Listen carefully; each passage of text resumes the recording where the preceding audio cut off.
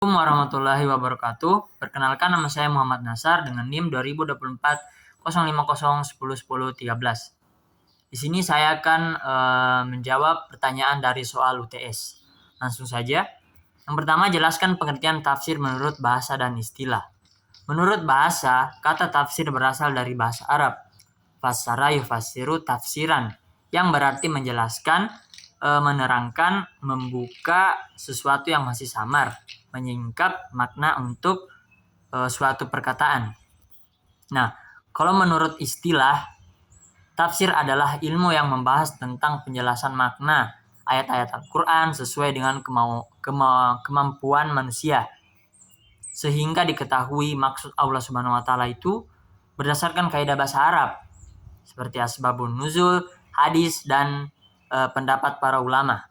Intinya itu tafsir adalah ilmu untuk memahami isi dan maksud dari Al-Quran agar dapat diamalkan dalam kehidupan.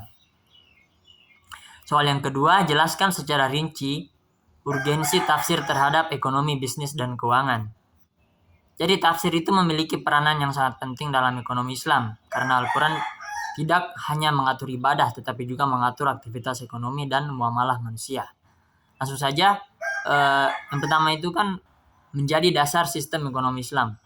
Melalui tafsir, umat Islam memahami bagaimana Allah mengatur kegiatan ekonomi agar langsung, secara adil, dan membawa kemaslahatan. Contohnya, jual beli, utang piutang, investasi, kerjasama usaha, dan warisan. Yang kedua itu nilai etika bisnis. Al-Quran melalui tafsir mengajarkan bahwa bisnis bukan hanya mencari keuntungan, tetapi juga mencari keberkahan. Nilai yang diajarkan antara lain itu seperti jujur, amanah, menepati janji, tidak curang, dan bertanggung jawab. Menjadi dasar lembaga keuangan syariah, seperti perbankan syariah, asuransi syariah, dan pegadaian.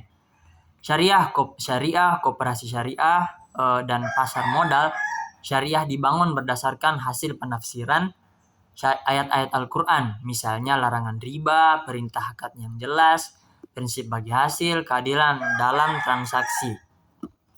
Nah, lanjut soal yang ketiga, yaitu sebutkan dan jelaskan metode tafsir yang digunakan oleh ulama tafsir.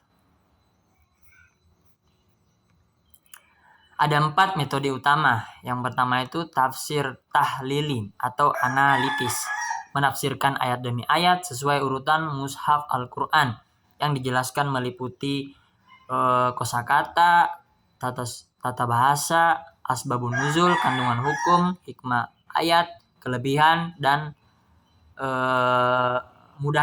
mudah dipahami isi setiap ayat. Yang kedua ada tafsir ijmali atau global, menjelaskan ayat secara singkat dan mudah dipahami tanpa pembahasan yang panjang dan berlebihan. Metode yang ketiga ada tafsir mukaran atau perbandingan, membandingkan ayat dengan ayat, hadis dengan hadis, pendapat para ulama. Tujuannya itu agar memperoleh pemahaman yang lebih lengkap.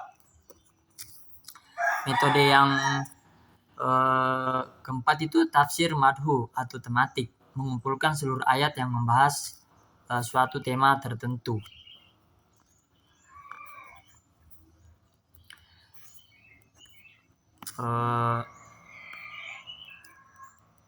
Misalnya itu ekonomi, riba, zakat, bisnis, pendidikan, akhlak, dan lain-lain. Kemudian semua ayat tersebut dianalisis menjadi suatu pembahasan. Metode ini tuh paling banyak digunakan dalam kajian ekonomi Islam. Nah itu. Soal selanjutnya yaitu jelaskan arti dari kata al-baqiyatus sholihat dan jelaskan tafsirnya. Arti dari wal baqiyatus sholihat adalah amal-amal saleh yang kekal. Menurut para ulama, yang termasuk amal saleh itu yang kekal seperti tasbih, tahmid, tahlil, takbir, semua amal saleh yang dilakukan dengan ikhlas. Dan tafsir ayatnya itu Allah menjelaskan bahwa harta dan anak hanyalah perhiasan dunia yang sifatnya sementara. keduanya bisa hilang karena kematian atau musibah.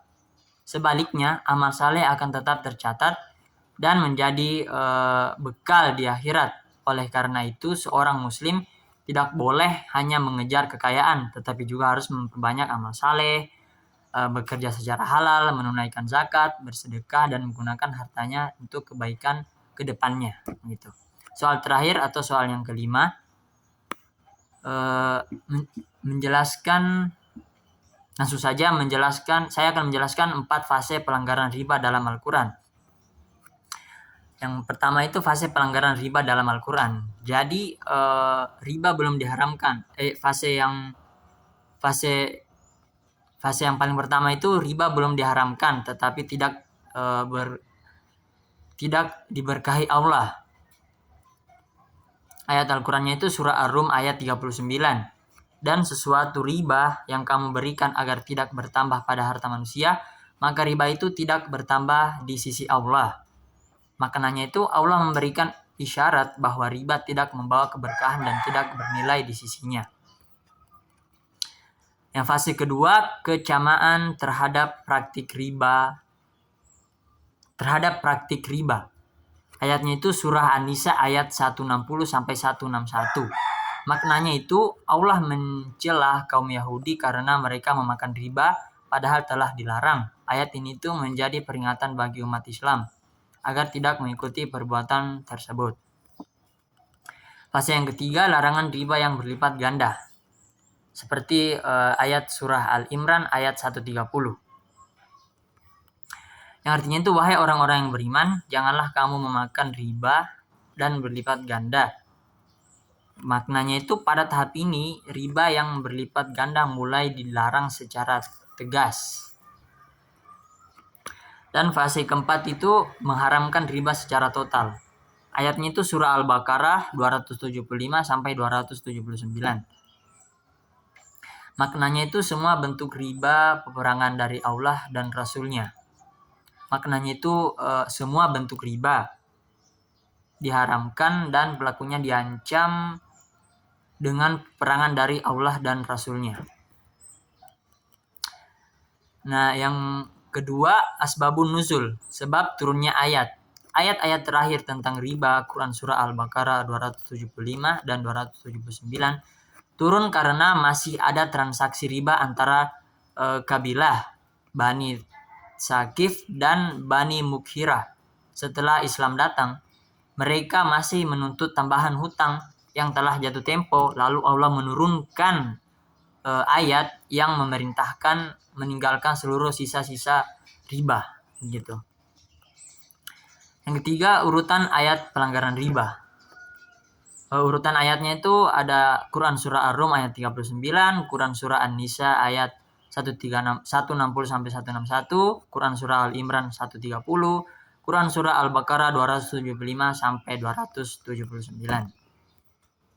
Nah, tafsirnya itu Quran surah Ar-Rum ayat 39, riba tidak mendatangkan keberkahan. An-Nisa 160 sampai 161 itu riba merupakan perbuatan zalim yang menyebabkan murka Allah.